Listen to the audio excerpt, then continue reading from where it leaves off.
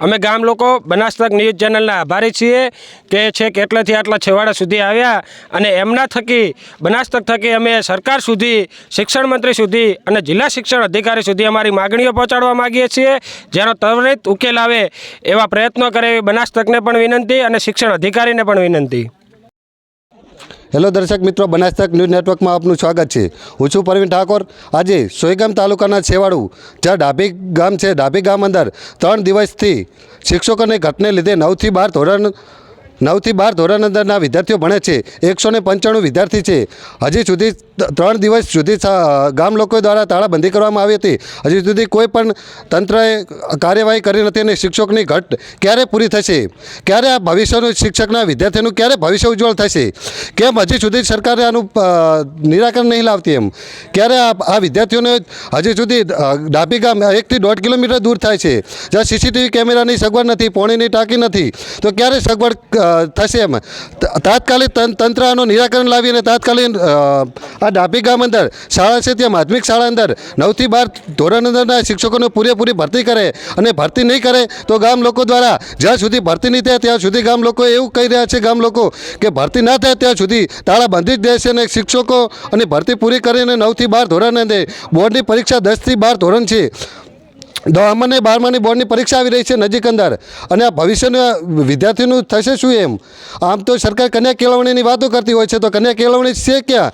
આ ડાભી ગામ અંદર આવીને કન્યા કેળવણી જોઈ જાય અને નવી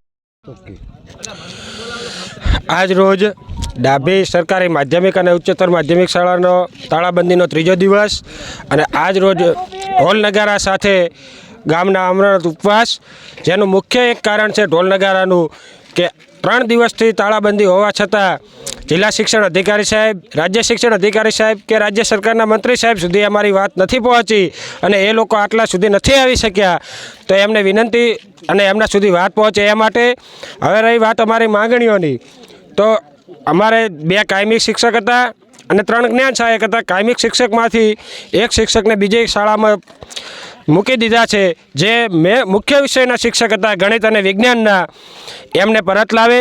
બીજી માગ એ કે આપણા પ્રધાનમંત્રી શ્રી નરેન્દ્રભાઈ મોદી સાહેબ જ્યારે ગુજરાત રાજ્યના મુખ્યમંત્રી હતા ત્યારે એવું કહેતા, કન્યા કેળવણીની વાતો કરતા, તો કન્યા કેળવણી જો સાચા અર્થમાં કરવી હોય તો આ સ્કૂલની અંદર 70% દીકરીઓની સંખ્યા છે, એટલે કે 195માંથી 135 સંખ્યા દીકરીઓની છે, તો એમના વિશે વિચારી અને મૂકો। અને મધ્યમ અને ગરીબ વર્ગના વિદ્યાર્થીઓ આવે છે જે પ્રાઇવેટ સ્કૂલની ફીઓ નથી ભરી શકતા, હોસ્ટેલની ફીઓ નહીં ભરી શકતા, એવી દીકરીઓ અહીં ભણવા આવે છે, તો એ માટે શિક્ષકો મૂકે અને 11-12ની વિદ્યાર્થીનીઓ આવવાના કારણે એમની સુરક્ષા માટે સ્કૂલ ગામથી 2 કિલોમીટરના અંતરે છે, નિર્જન જગ્યાએ છે, તો સ્કૂલે સીસીટીવીથી સજ્જ કરવી, બાઉન્ડ્રી વોલ કરવી અને પાણીની સુવિધા કરવી। કોમ્પ્યુટર લેબ બનીને તૈયાર છે, 20 કોમ્પ્યુટર છે અંદર, પણ કોમ્પ્યુટરના શિક્ષક નથી, તો એ શિક્ષકો પૂરા કરવા, વિષયવાઇઝ શિક્ષકો પૂરા કરવા એવી આ રાજ્ય સરકારના મંત્રીને એટલી વિનંતી છે। એવો પણ અભિગમ છે કે જ્યારે સ્કૂલનું રિઝલ્ટ નીચું આવે ત્યારે આપ આ સ્કૂલો બંધ કરો છો, તો શિક્ષણમાં જો કંઈ ના હોય તો રિઝલ્ટ ક્યાંથી આવી શકે? તો આ રિઝલ્ટ માટે અમે મહેરબાની કરીને અમારા ગણિત અને વિજ્ઞાનના શિક્ષકને જે તમે અહીંથી મોકલ્યા છે એમને પરત લાવો, બાકીના શિક્ષકોની વહેલી તકે ભરતી કરો, અને બીજું કે અહીં આગળ જે સીસીટીવી કેમેરા, પાણીની સગવડ છે, કમ્પાઉન્ડ વોલ છે, એ વ્યવસ્થિત રીતે અમારી માગો પૂરી કરો। આ 3 દિવસથી તાળાબંધીના કારણે શિક્ષકોનું શિક્ષણનું જે ક્ષેત્ર છે, જે બાળકોનું ભાવિ છે, એ બહુ નુકસાન થઈ રહ્યું છે, તો એના માટે અમે પણ વિનંતી કરીએ છીએ। અમે કોઈ સરકારનો વિરોધ કરવા નથી માગતા, પણ અમે માત્ર ને માત્ર શિક્ષણમાં જે બાળકોને તકલીફ પડી રહી છે એના માટે અમે આ આંદોલન કરી રહ્યા છીએ। તો જ્યાં સુધી આ માગ અમારી પૂરી નહીં થાય ત્યાં સુધી અમે આંદોલન ચાલુ રાખીશું। આજે પણ રામધૂનનો કાર્યક્રમ છે, આગળથી કોઈ પણ અહીં આગળ ફરક્યું નથી। જિલ્લા શિક્ષણ અધિકારી સાહેબને હું વિનંતી કરું છું કે તમે અહીં આગળ મુલાકાત કોઈક દિવસ તો કરો, કે તમે જો છેવાડાના ગામ સુધી સ્કૂલ આપી હોય તો અહીં આગળ ચોક્કસ મુલાકાત કરવી જોઈએ। અમારા ધારાસભ્ય અહીં આગળ જ્યારે ચૂંટણી લડતા હતા ત્યારે એમણે એવી વાતો કરી હતી કે હું આ તાલુકાના વિકાસ માટે તાલુકાના જે પણ કાર્યો બાકી છે એના માટે તત્પર રહીશ। તો હું સાહેબશ્રીને વિનંતી કરું કે સાહેબશ્રી અમે પણ તમારી જોડે જ હતા અને જોડે છીએ જ, પણ તમે અહીંયા આગળ એક વખત મુલાકાત કરો, મુલાકાત કરીને આ સ્કૂલની મુલાકાત લો.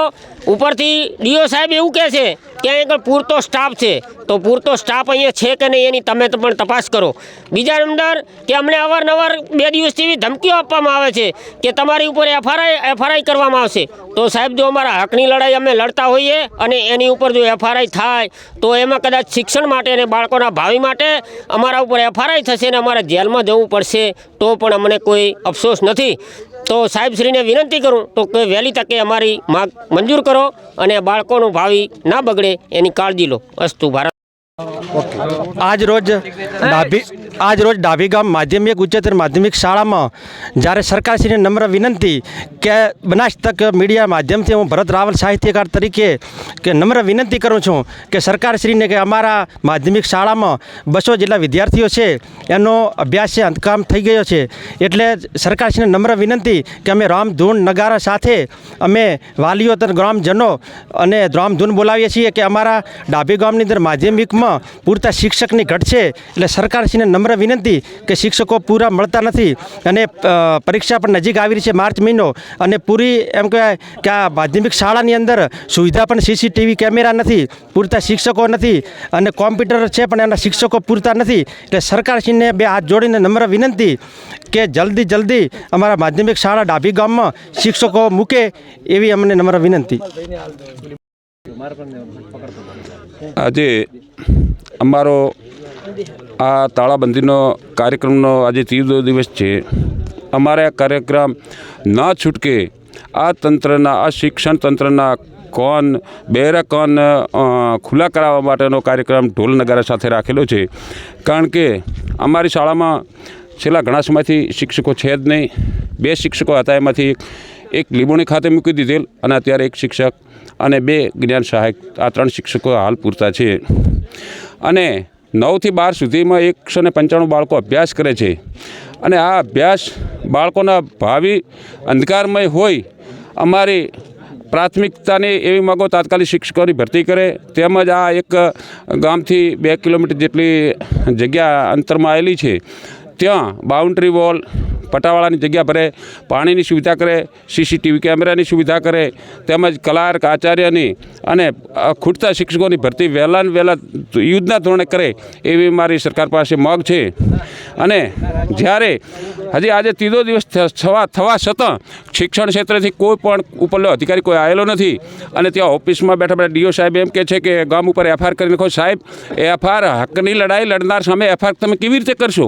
તમારે દર્શન કરવા છે, તમે જરૂર આવી પધારો અને પછી એફઆઈઆર કરો. હું સાથે રહી અને ગામ ઉપર એફઆઈઆર કરાવીશ. માટે ડીઓ સાહેબ, તમે ધમકી ના આપો. ગામમાં કાંઈ અજુગતો બનાવ બનશે.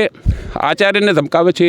જો આચાર્ય પણ કાંઈ અણઘટતું કરી બેસશે તો જવાબદાર ડીઓ સાહેબ રહેશે.